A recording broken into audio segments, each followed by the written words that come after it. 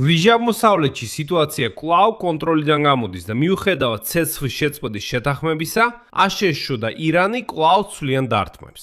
დღეს ბაჰრეინმა განაცხადა, რომ ირანმა მის ტერიტორიაზე სარაკეტო დარტყმა მიაკენა. მანამდე კი ისლამური რევოლუციის მცველთა კორპუსმა განაცხადა არმუზის სრუტეში კიდევ ერთ ტანკერზე თავდასხმის შესახებ, რომელიც თეირანის აზრით სრუტის გავლით გემების მოძრაობის რეჟიმს არღვევდა. ეს უკვე მას შემდეგ მოხდა, რაც აშშ-მ ირანის ტერიტორიაზე ავიადარტყმა განახორციელა, როგორც პასუხი ისლამური რევოლუციის მცველთა კორპუსის თავდასხმაზე ტაივანურ ტანკერზე. და ეს ყველაფერი მხოლოდ ერთ დღეში მოხდა. ამ ფონზე ისრაელმა და ლიბანმა კიდევ ერთი ზავის შეთანხმება გააფორმეს, მაგრამ ერთ დღეზე ნაკლებ დროში ისრაელმა კვლავ შეუტია ლიბანის ტერიტორიას ჰიზბალას პროვოკაციაზე პასუხად. საერთოდ კი რიგი ექსპერტების მტკიცებით არმუზის სრუტე მხოლოდ ქაღალდზე აღია, ხოლო მემორანდუმი აშშ-სა და ირანს შორის უახლოეს მომავალში საბოლოოდ ჩაიშლება. და სულ უფრო მეტი ნიშანი მიუთითებს იმაზე, რომ ირანი განზრახ ცდილობს შეთანხმების ჩაშლას. მას შემდეგ, რაც სპარსეთის ყურის ქვეყნებმა წამოაყენეს მოთხოვნები და დააფიქსირეს ისინი არაბული სახელმწიფოთა თანამეგობრობის საბჭოს დეკლარაციაში, მე მქვია ალექსეი პეჩი, მოდით ერთად განვიხილოთ ეს თემა. მაგრამ სანამ დავიწყებთ, გთხოვთ გამოიწეროთ არხი, მოიწონოთ ეს გამოშვება და არ დაგავიწყდეთ კომენტარის დაწერა ამ ვიდეოს ქვეშ. ასევე გამოიწერეთ ჩემი ტელეგრამ არხი პეჩი ნიუსი, ბმული აღწერაში ამ ვიდეოს ქვეშ.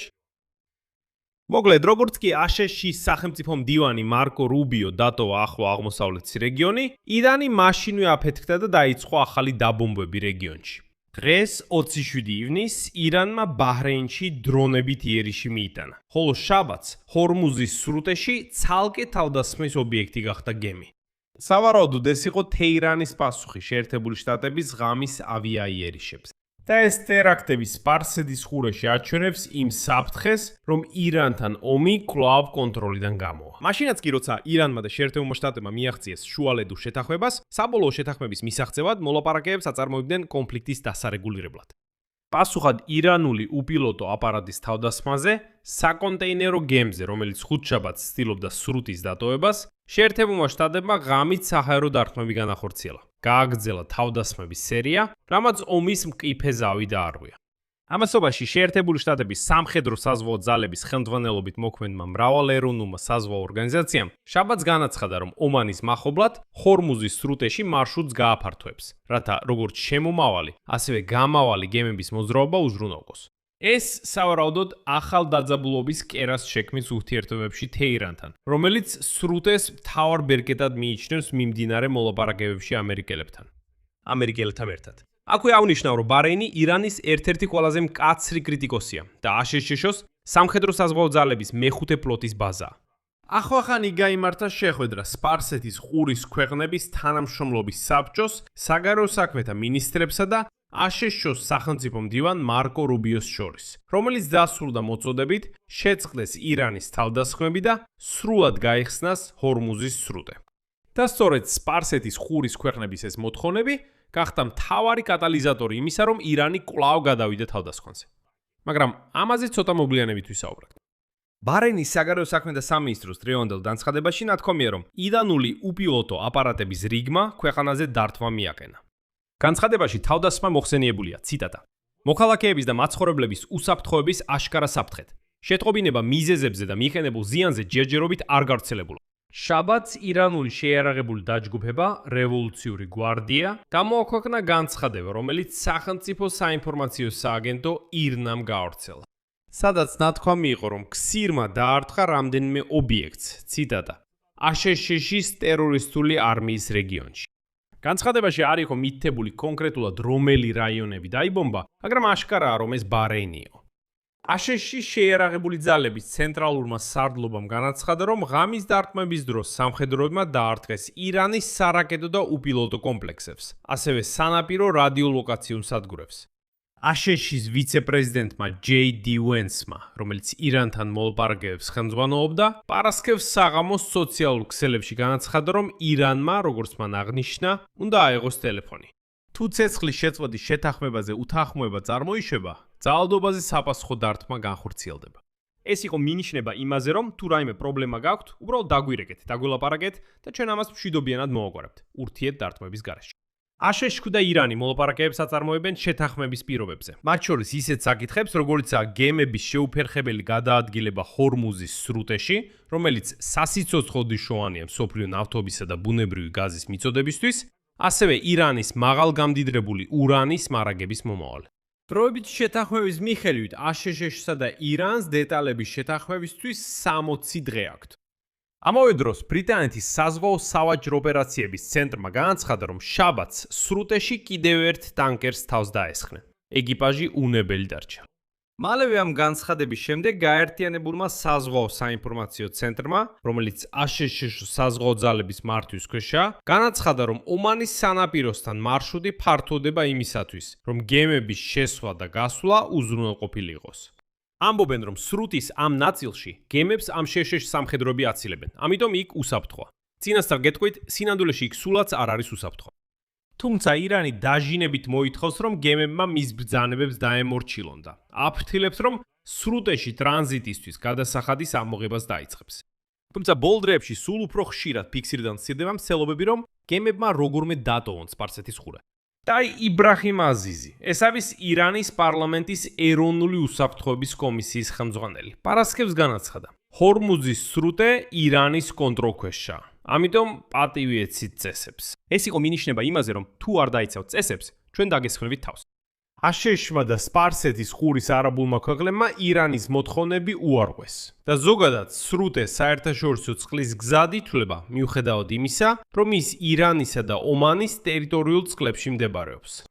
გაერთიანებულმა საზღვაო საინფორმაციო ცენტრმა გააფრთხილა, რომ გემებისთვის საფრთხე სერიოზულია. დაამატა, რომ მეზღვაურები გაფრთხილებულნი არიან ნაღმების არსებობის შესახებ და უნდა ელოდონ აშშ-ში სამხედრო საზღვაო ძალების ყოფნას, სანამ განაღმვის ოპერაცია გაგრძელდება.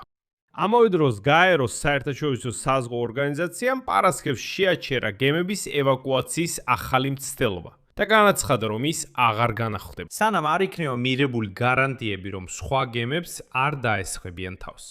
საერთო ჯამში გაეროს მონაცემებით ბოლო დღეებში სრუტიდან დაახლოებით 115-მა გემმა შეძლო გასვლა. აქ ძალიან მნიშვნელოვანია აღინიშნოს, რომ ირანი აშკარად ცდილობს ჩაშალოს ზავი, რადგან თეირანის რეჟიმს ძალიან არ მოეწონა სპარსეთის ყურის ქვეყნების მოთხოვნები. გასცენებთ 25 ივნისს აშშ-მ და სპარსეთის ყურის ქვეყნებმა გამოაქვეყნეს ერთობლივი განცხადება არაბული სახელმწიფოების თანამშრომლობის საბჭოს შეხვედრის შედეგების მიხედვით, რომელიც სწორედ ბაჰრეინში გაიმართა. ეხლა საუბრობ მარკ რუბიოს შეხვედრაზე ლიდერებთან, უпростоრად სპარსეთის ყურის ქვეყნების საგარეო საქმეთა მინისტრებთან. სპარსეთის ყურის ქვეყნები.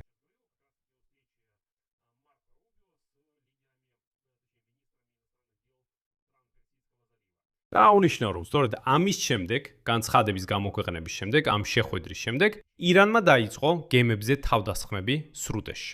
ასე რომ განცხადებაში სპარსეთის ყურის ქვეყნები ამბობენ შემდეგს, შემდეგ პუნქტებად.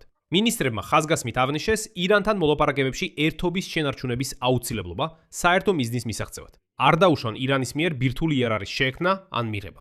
მინისტრებმა ხაზგასმით აღნიშნეს, რომ გრძელვადიანი მშვიდობა მოითხოვს სხვა საკითხების გადაწყვეტასაც, მათ შორის ირანის ბალისტიკური რაკეტების პროგრამებს, უპილოტო აპარატებსა და რეგიონში მოქმედ პროქსი დაჯგუფებებს.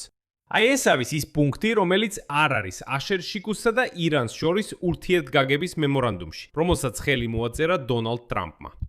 ისრაელმა სხვადასხვა სწორედ ამის გამო გააკრიტიკა ეს შეთანხმება. იქ არ არის შეთანხმებული რაკეტების პროგრამა, უპილოტო აპარატების პროგრამა და პროქსი ძალები. აი არაბებმა სწორედ ამაზე დაიჟინეს. გავაგრძელოთ. მინისტრებმა ხაზგასმით აღნიშნეს ჰორმუზის სრუტის გახსნის მნიშვნელობა, თუმცა უარყვეს ნებისმიერი გადასახადი, მოსაკრებელი ან სრუტეზე კონტროლის დაწესების მცდელობა.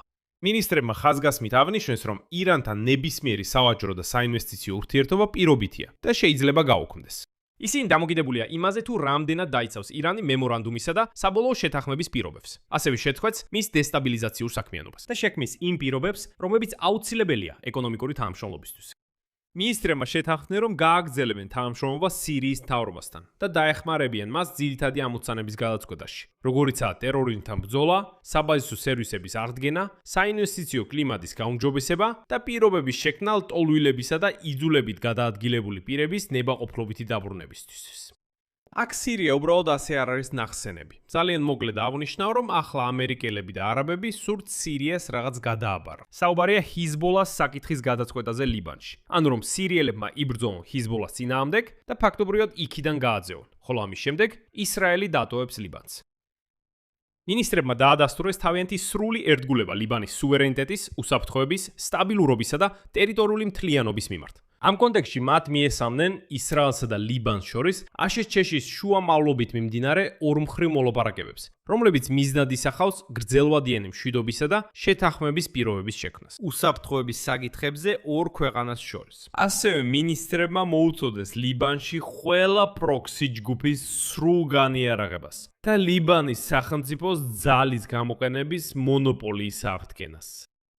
Თაი არაბული ქვეყნების მინისტრების ასეთ დასკვნებზე პასუხად, იმავე დღეს ირანის ისლამური რევოლუციის გუშაგთა კორპუსმა გავრცელა გაფრთხილება. ციტატა: თუ რომელიმე ხომალდის ცდის სრუტის გავლას ჩვენი ნებართვის გარეშე დადგენილი მარშრუტის მიღმა, ის თავად აგებს პასუხს ყველა შედეგზე. და აი სულ რამდენიმე საათის შემდეგ სინგაპურის დროშის ქვეშ მცურავი საკონტეინერო გემი Everlowly ირანული უპილოტო აპარატების თავდასხმის ობიექტი გახდა.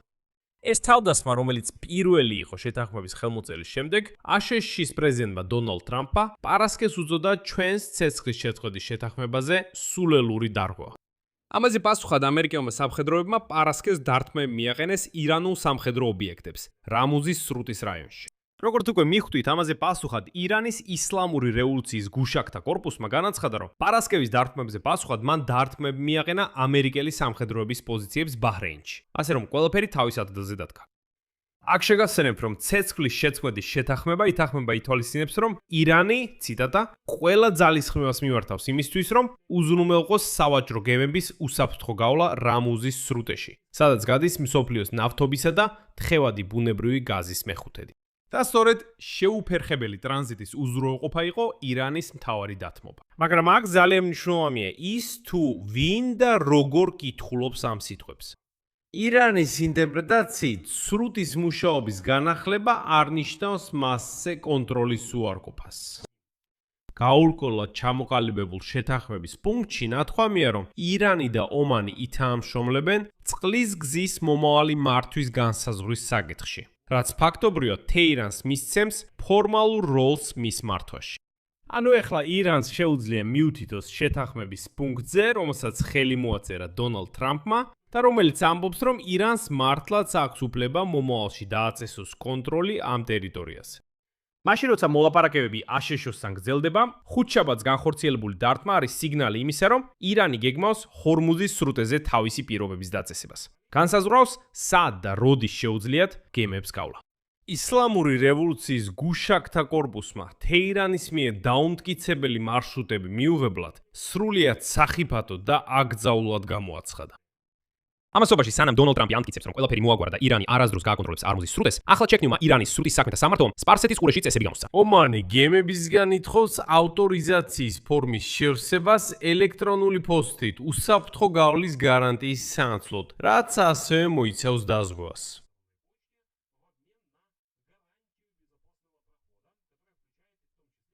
ანუ ირანმა უკვე მოიფიქრა სრუტის გავლაზე გადასახადის ამოღების სქემა. ამას საფრთხების დაზვევის სიტყვებით ფარავს, ხოლო რისკს თავად ამ გადასახადის ამოღება წარმოადგენს. კი.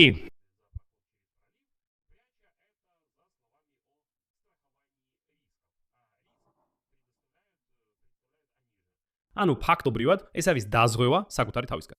მოდით აგიხსნით რა არის პრობლემა.